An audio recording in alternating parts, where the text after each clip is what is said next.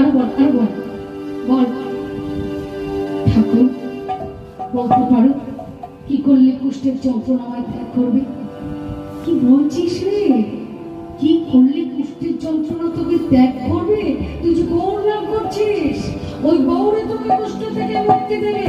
আবার বল, বল, বল। জানিস না তুই? এক কাজ কর, তুই আমার কোলে আয়।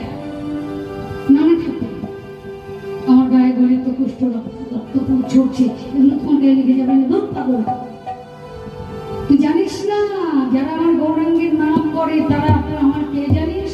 যে জন্য